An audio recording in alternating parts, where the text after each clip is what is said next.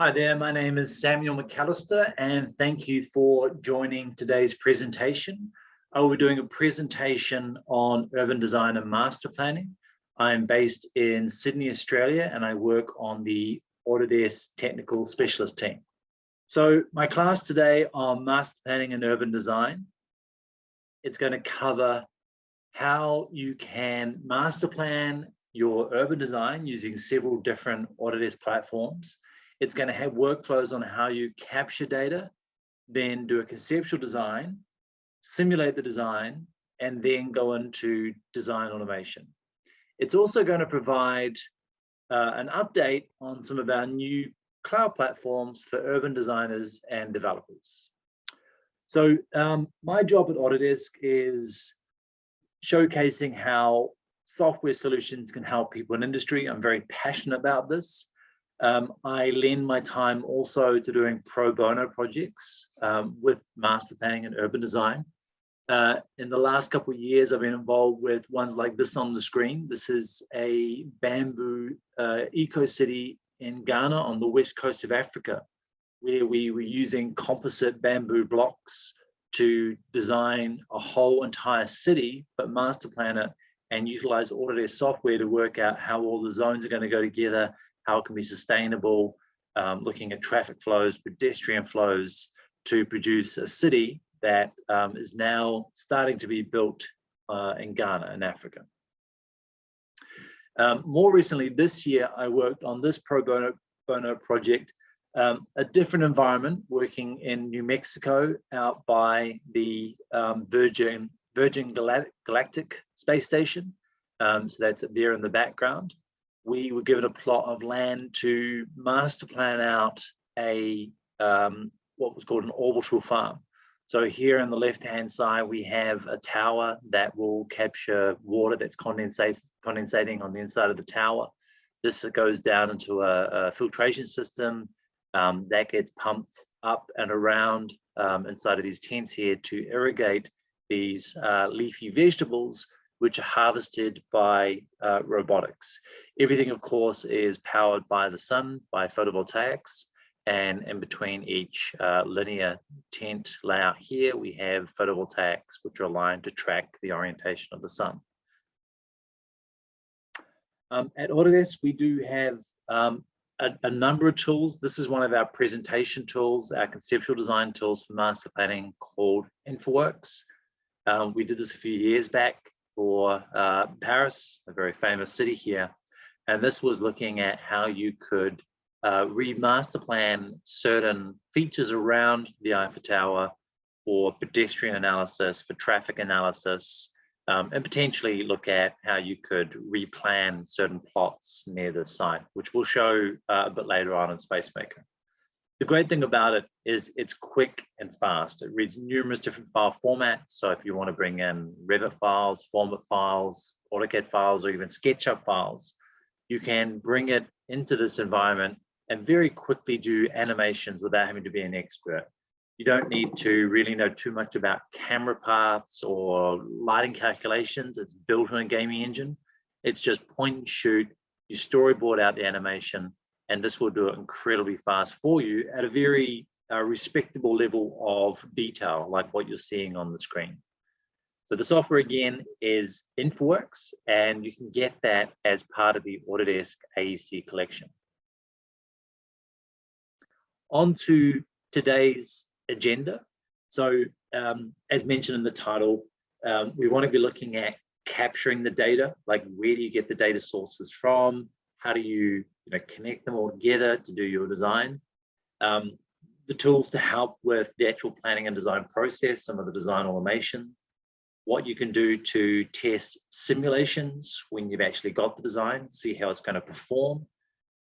Finally, get into more automation tools that we've got, like design automation tools, which will make you more efficient when testing design ideas. And then we'll have a brief update at the end on our newer platform, SpaceMaker, which is available in some parts of the world and will be released in other parts in the next year or two. So data capture, you really want to work with good quality data, accurate data. You don't want to be working with data that's not correct for your project. So these are just some of the file sources for my region that we can use. So being in Sydney, Australia, we've got Nearmap, but then of course there's Esri shapefile data you can bring in as well. The tools that we use at the front end to coordinate this are tools like Civil 3D, because we work with the real world coordinate systems. The Nearmap platform, it actually has 3D photogrammetry models now, but we've used the aerial imagery, the accuracy of Nearmap, working with local coordinate system, come into the model. Esri has fantastic data. In particular, you can work with shapefiles and our packages. And then there's a huge amount of laser scanning going on. So Autodesk has a platform called Autodesk Recap. It works with both various sources to connect various laser scans into one 3D model, but also works with photogrammetry where you can process the model on the cloud. For the particular demo that I have here in this presentation, we need to make sure that we're working with the right coordinate system. So in Australia, we have what's called the Map Grid of Australia coordinate system. And key things to note is, when you are working with these type of coordinate systems, that you're working on the right version. This latest one for the state of New South Wales is working with Zone 56. It has the GDA 94, so there was an update. So whenever you're setting up those projects, work with your surveyors to make sure you're working with the right information so it will translate into other projects. You'll see here with the Autodesk Civil 3D and the Infoworks platform, they both have available coordinate systems of the Zone 56. And what's important here is you want to be working with that GDA 94. There are numerous ones all around the world which you can get. You can even just put in your longitude and latitude should you need to, but these survey points are very reliable, especially when you go to work with them using tools like RIP. So what I have here, if you're ever needing to access that information, you can set it up. You just right click on the rollout here and it will bring up the drawing settings, the available coordinate systems here, the location of your country, scales, metric or imperial drawing units. It's all here built into the platform. So you don't have to spend too much time doing a lot of this.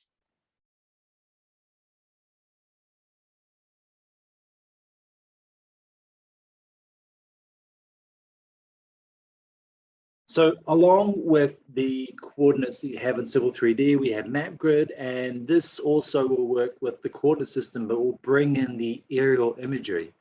So what's important here is choosing the aerial imagery. At the top here, this relates to the date and the time of the year that the aerial image was taken. You want to look at aerial imagery that wasn't during the winter where you had the long shadows here, because this makes the imagery harder to read. You want to look for the summer months. So this is just showing you what you can do with the platform.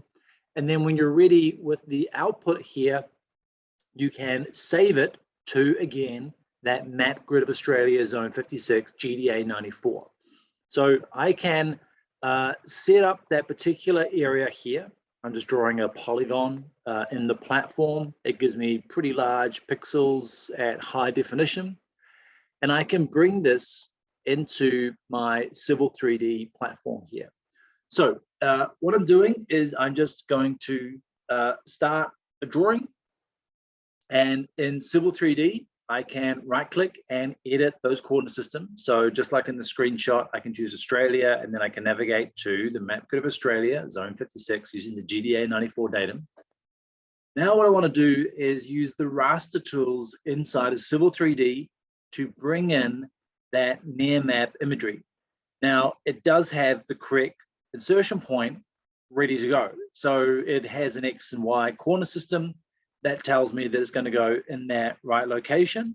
I also want to create a shape file, like an Esri shape file, to use further downstream in other platforms. So I can draw a polygon, export that as a map export. It's capturing the Zone 56 GDA 94 information, and I can use that in Infoworks to build up a model builder site. So in Infoworks, it allows you to pull down information from OpenStreetMaps. I can choose an area of interest. I can even use a shapefile to define that area. In this case, for this particular project, I'm interested in a location in Sydney, in the center of the town, called Martin Place. This will go onto the OpenStreetMap data and pull down the information I need to generate my model. So just to go over again what we did in the video,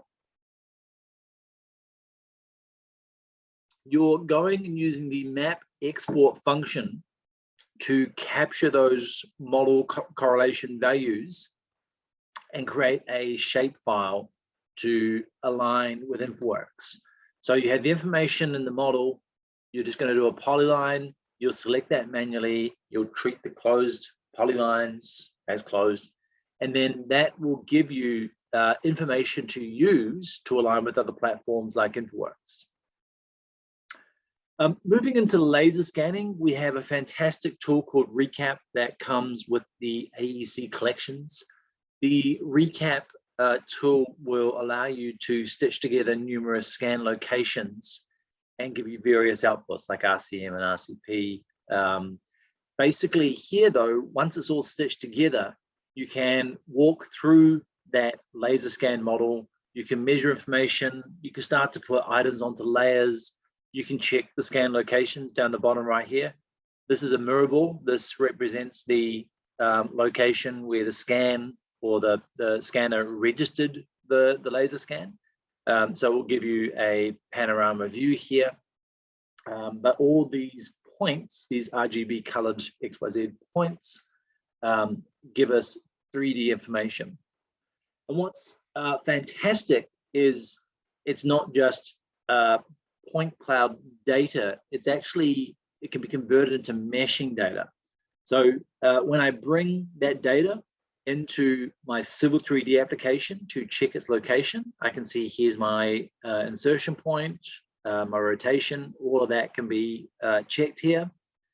And I can convert that point cloud data into a topography file. So this is the video on how we do it.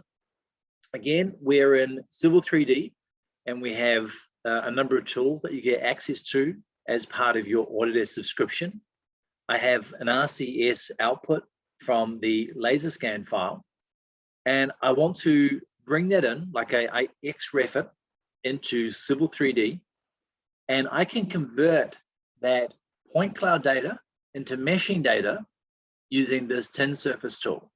So I'm just going to give it a name. You can add a description. I can look at the contours. So I'm using very tight contours here between 1 and 5 meters. I use this draping tool. And when I go to unload the XREF, so I'll just unload that from the drawing, the point cloud XREF, I now have a surface file which I can use in other platforms like Revit. So exporting out a land XML file for use in Revit will capture that meshing data. And again, this has all come from a laser scan.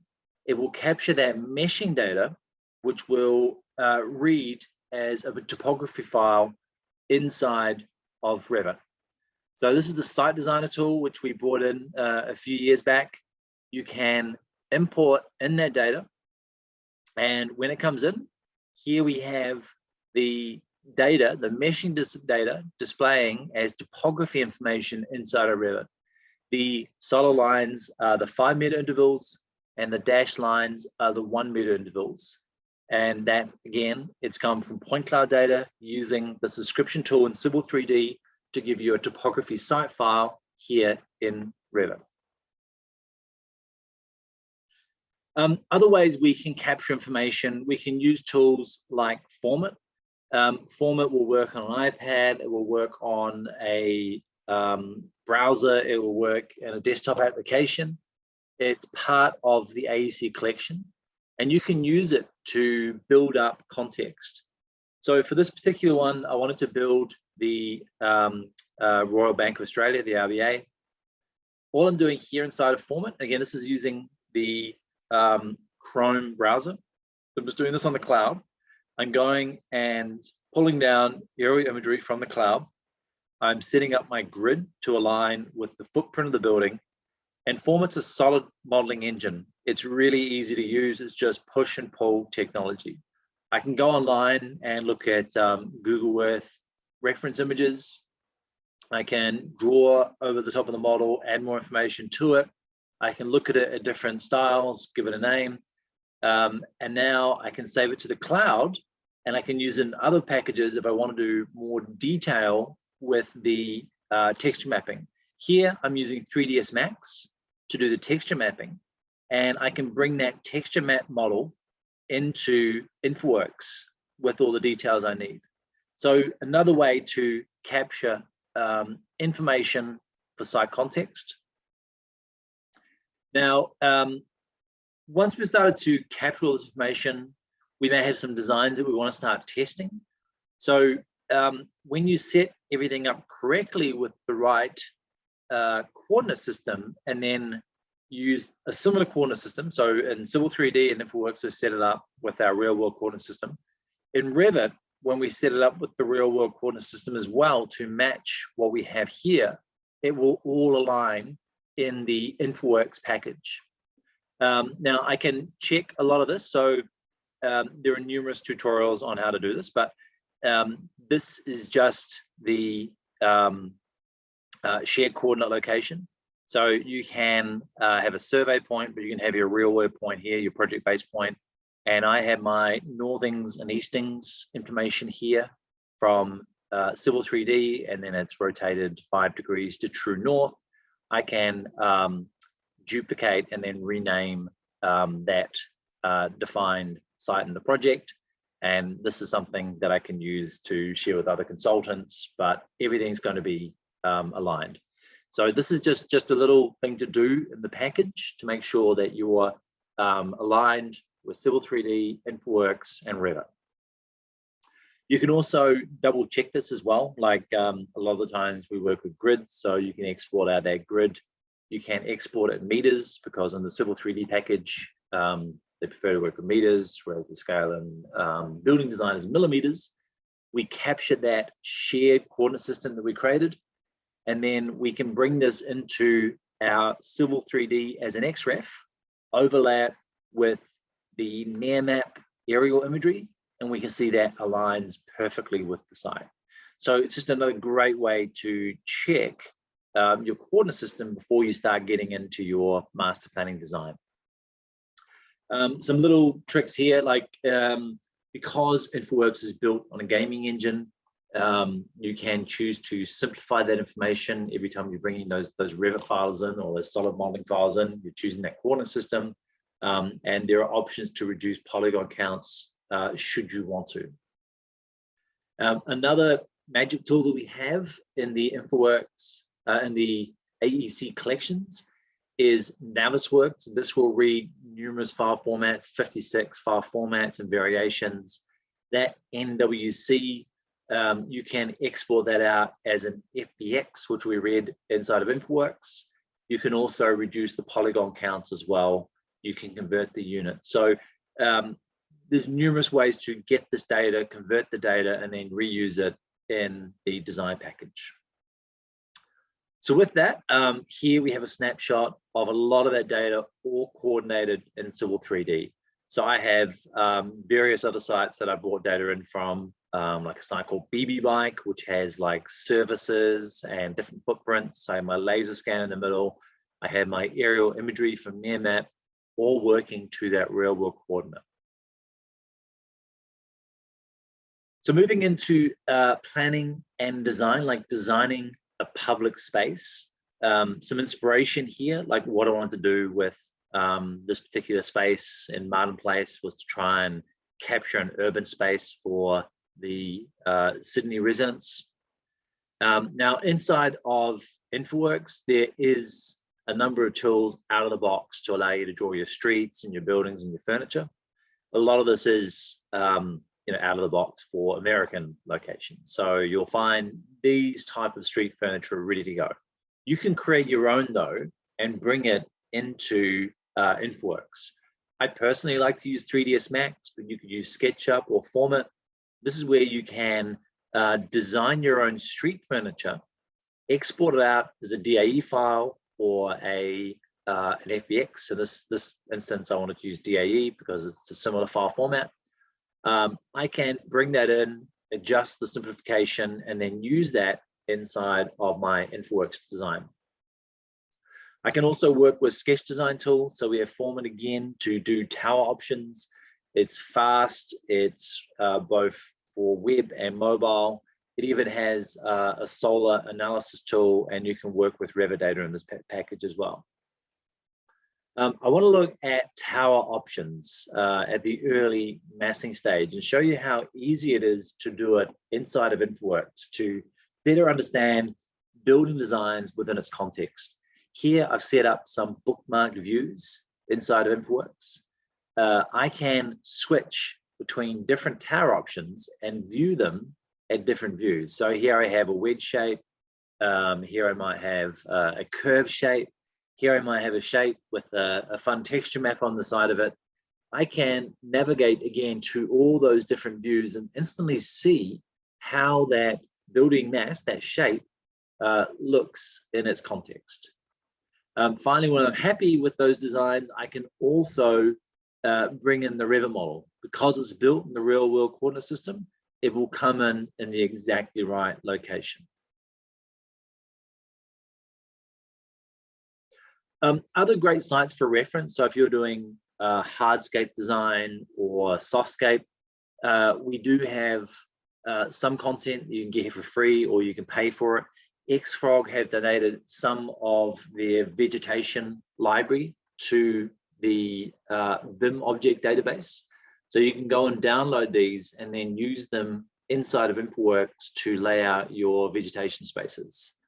I can also randomize it. We know we don't want to have all the same style or look of tree in the same location. So you can use randomization tools here to lay them out on the site, and you'll get a bit of different color here with the cluster of trees. We also have other softscaping things like seamless grass. And again, you can change these textures if you need to, but it just helps you to do your master planning very quickly and easily without having to do too much of texture mapping. Simulation. Now, if you want to know more about simulation, my APAC colleague, Yano Octavino, has provided some simulation examples here with Infoworks. He's a specialist in this. And this is covering public transit, parking analysis, getting down into pedestrian space design analysis, traffic control, and traffic simulation. So here on the screen, we have one of the simulations in progress. This is down by a railway line, and we're starting to look at other connecting infrastructure approaches. So, you know, from cars that have to arrive and park, right down to the pedestrians that get out of the cars and then go to the railway line to capture the train. There's even things you can do with connecting it to the railway timetable.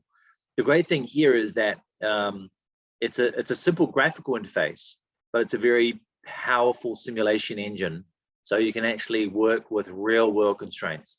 Things like traffic lights changing, pedestrian crossing times, all of that can be worked out. So if you're parking over here, you put a push bike here and you've got to get to that train, how much time will it really take during peak hours to get from the drop-off point down to the train and align with the train timetable?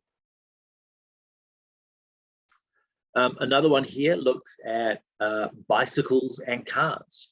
So another simple thing like how long does it take for users to park their bikes and get into an underground train station or another infrastructure service. This will track all those different types of vehicles from point A to point B and really give you proper input on what it actually takes for that time. Parking, so it's not just for infrastructure projects. You can use it for retail projects like you see here. If you've ever gone into a mall or a large supermarket, again, this could be for underground as well, you need to really look at the logistics of arriving and leaving those car parks, the number of bays, also possibly zones to stop bottlenecks of traffic building up. Nothing worse than coming in off a motorway and there's a queue of cars trying to get into a supermarket. So here, with the simulation engine, we can look at cars coming in, parking, pedestrians using the space. What's the impact of setting out that car park in this manner? What's the outcome for that owner-operator? Finally, here in all major cities, you'll have like a big intersection like this. Maybe you really need to look at timing for traffic lights that allow you to turn at certain times, waiting time, sensors, the build-up of pedestrians, the timing for them to cross. All of this needs to be worked out. So you can see here on the right, all of these things are built into the program. You can start to look at all these different things like the line marking, the turn arrows, person areas. All of this is an intelligent engine which allows you to do a huge amount of simulation to help your urban design project. Again, this is all part of your collection. It's all in Infoworks. And if you need information on this, we have Jano, who's our specialist, who can help you get enabled with this fantastic tool. Now you notice like the graphics are very basic in that because it's an engine. If you do want to do more with the graphics, we have 3ds Max. This is a tool we added a few years ago called the populate tool. It's a point and shoot tool to draw people out of the box, simulate them walking upstairs, standing idle, and then using them in our package.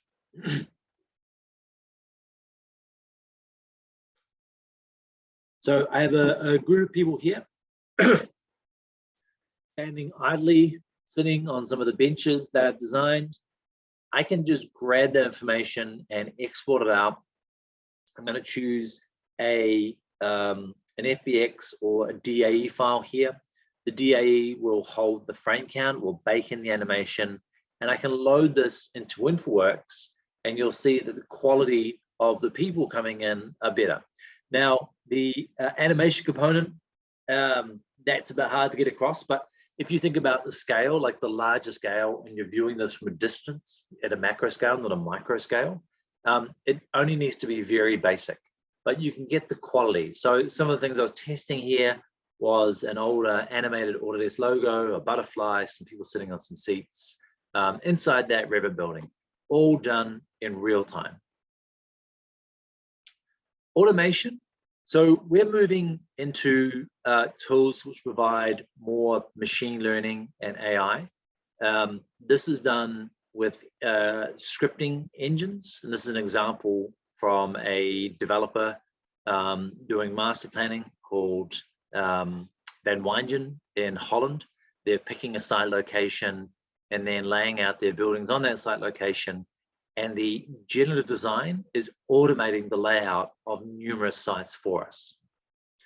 So you don't have to be an expert to use these. You may wish to work with an expert to develop the script, but once it's up and running, you can use that to do a layout.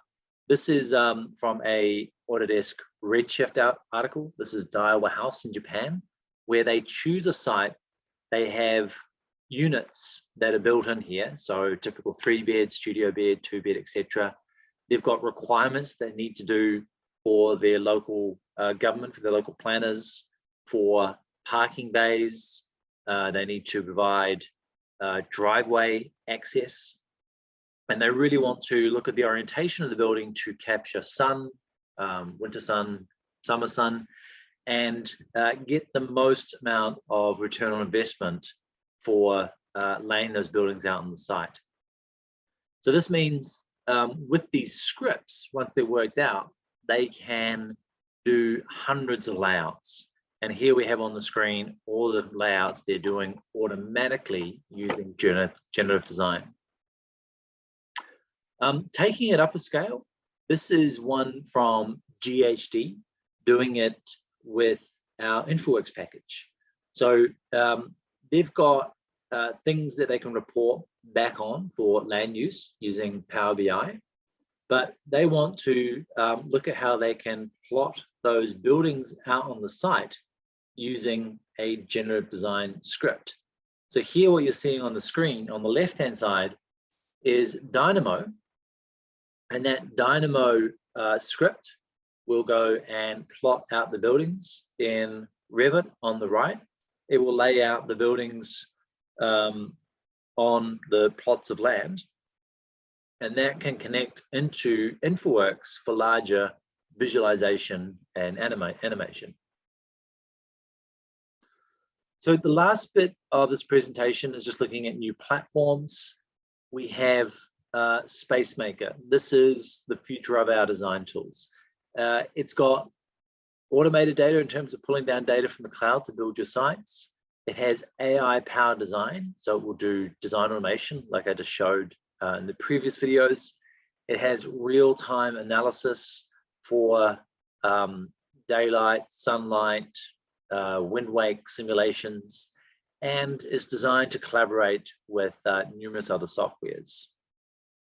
We have customers who have been using this platform before we acquired it in Norway and Scandinavia, where they quote that they can do a design very quickly in 1 to 3 days as opposed to 2 weeks.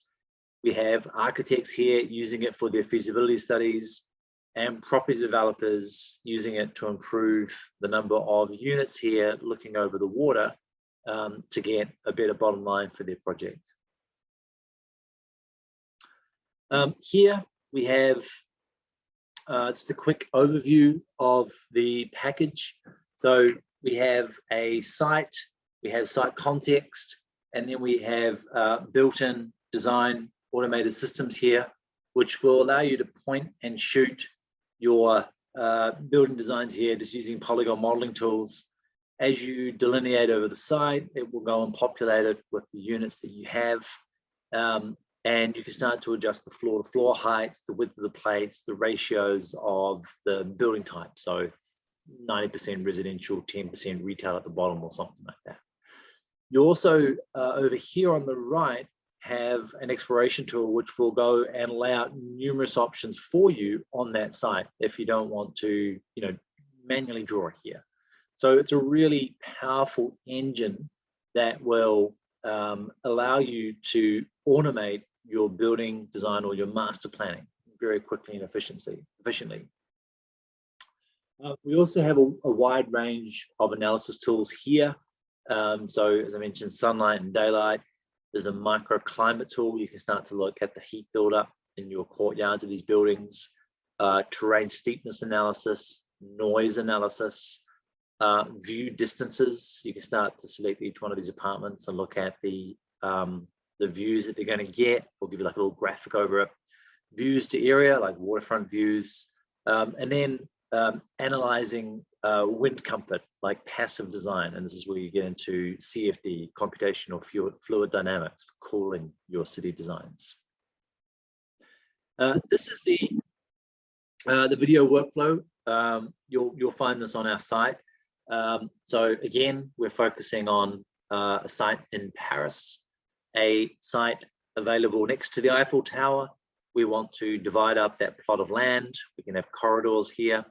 We can automatically lay out some auto buildings as we're doing here with the sliders on the right. We can also start to explore more studies using the AI machine learning.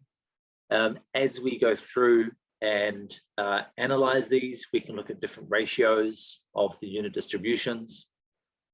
It's continuously doing analysis, so sunlight analysis, noise analysis, views, average views to certain distances. And then finally here we have the wind wake analysis tool, and we can set up 8 different locations for the wind coming in. We can deep dive into the layouts and start to look at the ratio of 1 to studio bed apartments and the core space required for them. We can also start to look at the heights and the setbacks. And as we're doing all of this, it's analyzing in minutes, not weeks. So incredibly powerful new tool from Autodesk. So thank you so much again for your time today. I just want to summarize what we captured. We captured how to do data capture with Recap and Esri and AutoCAD and Infoworks. We covered some of the planning design tools like Format and Infoworks and 3ds Max. Simulation with the Infoworks tools for pedestrian and traffic simulation. Some of the newer design automation tools with generative design for Revit, Dynamo. And finally, we wrapped up with SpaceMaker, which is our newer platform for master planning and urban design. So thanks again for your time to view this presentation. My name is Samuel McAllister. I'm based in Sydney, Australia for Autodesk ANZ. If you have any questions, please feel free to reach out to the hosts who will have my details, and I'd be happy to talk to you about your urban design and master planning projects.